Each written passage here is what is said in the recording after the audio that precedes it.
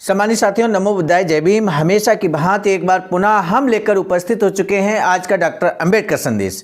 आज के डॉक्टर अंबेडकर संदेश में हम बात करेंगे 2 जनवरी 1940 को बाबा साहब ने एक स्पीच दिया।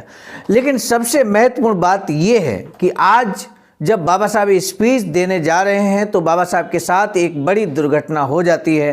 हालांकि उस दुर्घटना में बाल बच जाते हैं बाबा साहब और बाबा साहब के साथ जाने वाले उनके साथीगण। तो ऐसे में आज कैसे दुर्घटना हो जाती है वो सारा डिटेल हम आज के स्पीच से ठीक पहले आपको जरूर बताएंगे, और किस तरह से बाबा साहब प्रतिबद्धता के साथ इतनी बड़ी घटना होने के बाद भी बाबा साहब स्पीच देने के लिए अर्थात सामाजिक कार्य के लिए जाते हैं। अभी 1939 चल रहा था, जिसमें आपने देखा दिसंबर माह में ताबड़तोड़ बाबा साहब ने मीटिंग की थी, सेमिनार किए थे, और उसमें लगातार आपने महसूस किया होगा कि 24 दिसंबर, 25 दिसंबर, 26 दिसंबर, 28 दिसंबर, 29 दिसंबर, 30 और 31 दिसंबर लगातार बाबा साहब के स्पीचेज हुए हैं, जो हम एक एक कर आपके समक्ष प्रस्तुत कर चुके हैं। आज का डॉक्टर अंबेडकर संदेश 2 जनवरी 1940 का है। तो आपने देखा जैसे ही नया साल लगा उस समय भी भीषण सर्दियां पड़ रही होंगी, क्योंकि दिसंबर और जनवरी माह में सर्दियों का सीजन होता है। ऐसे में बाबा साहब का जो मूवमेंट था, आंदोलन था, वो कदापि नहीं ठहरा, कदापि नहीं रुका। नए साल में भी ताबड़तोड़ मीटिंग्स और बाबा साहब के स्पीचेस शुरू हो जाते हैं। तो इस तरह से जन जागरण के माध्यम से बाबा साहब ने इतना बड़ा आंदोलन खड़ा कर दिया, और आज हम सभी सुरक्षित जीवन यापन कर रहे हैं। जो पशुवत जिंदगी थी हमारे आपके समाज की, वो आज हम इंसान के रूप में जीवन यापन कर रहे हैं। ये देन बाबा साहब की है, और इसलिए अगर आप भी ऐसा महसूस करते हैं तो हम जरूर आप पर भरोसा कर सकते हैं कि आपने हमारे इस चैनल को सब्सक्राइब कर लिया होगा, और साथ ही साथ आप डॉक्टर अंबेडकर संदेश के माध्यम से बाबा साहब के स्पीचेज को नियमित वॉच करते होंगे। तो आज भी आपसे निवेदन है कि वीडियो को अंत तक वॉच कीजिएगा। अब हम बिना विलंब के शुरू करेंगे आज का डॉक्टर अंबेडकर संदेश, जो कि प्रसारित किया जा रहा है स्थान Buddha Bodhisattva Ambedkar international centre BBAIC, Sarnath, Varanasi, राज्य उत्तर प्रदेश, देश भारत के सौजन्य से। आज का विषय बहुत ही क्रांतिकारी है। युद्ध के बाद हिंदुस्तान के सामने बड़ी बड़ी समस्याएं उपस्थित होंगी, ये बात बाबा साहब कहते हैं। आखिर वो कौन से युद्ध की बात कर रहे हैं और कौन सी समस्याओं की बात कर रहे हैं, ये जानने के लिए आपको वीडियो को देखना होगा। बाबा साहब डॉक्टर अंबेडकर संपूर्ण वाङ्मय खंड 39 से आज का डॉक्टर अंबेडकर संदेश लेकर हम उपस्थित हुए हैं। बाबा साहब का स्पीच लेकर उपस्थित हुए हैं।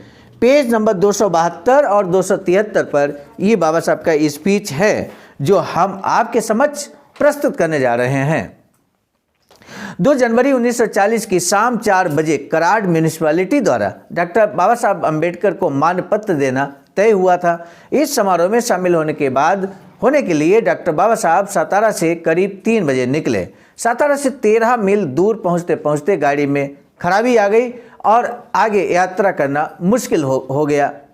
कुछ ही समय में मुंबई के परेल इलाके के तंबाकू के मशहूर व्यापारी हमर राव सेठे अपने निजी मोटर से यहां आ पहुंचे। बड़ी खुशी के साथ डॉक्टर बाबा साहब को कराड़ तक छोड़ने के लिए वह तैयार हो गए। इसी गाड़ी के साथ कराड़ के पास भयानक दुर्घटना हुई। सौभाग्य से गाड़ी में सवार सभी यात्री मरने से बाल बच गए। किसी को भी गंभीर चोटें नहीं आई। डॉक्टर अंबेडकर के सिर में, पैर में और हाथ में चोटें आई थीं। सभी चोटिल यात्रियों को सातारा के बैरिस्टर करंदीकर सरकारी अस्पताल में ले गए। वहां इन सभी की मरहम पट्टी की गई। वहां थोड़ी देर आराम करने के बाद डॉक्टर अंबेडकर करीब 6 बजे के आसपास म्यूनिसिपैलिटी के मानपत्र समारोह के लिए निकले। म्यूनिसिपैलिटी का हॉल अंदर और बाहर से सदस्यों और नागरिकों से उमड़ पड़ा था। प्रथमतः अगर देखा जाए तो स्थानीय स्पर्श छात्राओं ने स्वागत पद गाए। समारोह की शुरुआत हुई। कुछ अन्य पदों के गायन के बाद मान्यवर बहुलेकर वकील ने म्यूनिसिपैलिटी का मानपत्र पढ़कर सुनाया। म्यूनिसिपैलिटी के अध्यक्ष मान्यवर कदम ने ये मानपत्र डॉक्टर बाबा साहब को अर्पण किया। मानपत्र अर्पण किए जाने के बाद डॉक्टर साहब जवाब देने के लिए उठकर खड़े हुए। उन्होंने अपने भाषण में कहा कि अध्यक्ष महाराज, सदस्यगण, बहनों और भाइयों, आपने मुझे जो मानपत्र दिया है उसके लिए मैं आपके प्रति बेहद आभारी हूँ। स्थानीय मसलों के बारे में मैंने कुछ कार्य नहीं किया है। मैं कराड़ में रहता नहीं, मेरा काम राजनीतिक है। ऐसे में मान पत्र अर्पण कर आपने मेरा जो गौरव किया है उससे आपकी उदारता व्यक्त होती है। आज के इस समारोह में मैं उपस्थित रह पाया, ये मेरे लिए इष्टापत्ति ही है। बाबा साहब कहते हैं कि हिंदुस्तान के आज के हालात में जागरूकता और जिम्मेदारी के एहसास की बहुत ज़रूरत है। युद्ध के बाद हिंदुस्तान के सामने बड़ी बड़ी समस्याएं उपस्थित होने वाली हैं। स्वराज की चाहत सभी को है, इसमें कोई दो राय नहीं, लेकिन हम सभी को ये आज सावधानी भी बरतनी होगी कि एक का स्वराज दूसरे को गुलामी में ढकेलने वाला ना हो। अल्पसंख्यकों की मांगों से यही डर व्यक्त होता है। मैं यही कहना चाहूँगा कि इस डर को नष्ट करने के लिए और अपने आगे उपस्थित मसले हल करने के लिए अल्पसंख्यकों और बहुसंख्यकों के मन में जागरूकता, जागृति और ईमानदारी का एहसास पैदा होना चाहिए। आज हिंदुस्तान की राजनीति में बड़े विचित्र हालात पैदा हुए हैं। ये विचित्रता ध्यान में आए इसलिए हम पिछली पीढ़ी की राजनीति और इस पीढ़ी की नीति की खुलासा करेंगे। पिछली पीढ़ी के गोखले की तिलक की राजनीति और आज के गांधी की राजनीति में एक बड़ा फर्क है। पिछली पीढ़ी की राजनीति में विद्वता की जरूरत पड़ती थी, आज की राजनीति में बात बनाने वालों की जरूरत महसूस की जा रही है। विद्वानों को चुन चुन कर बाहर किया जा रहा है।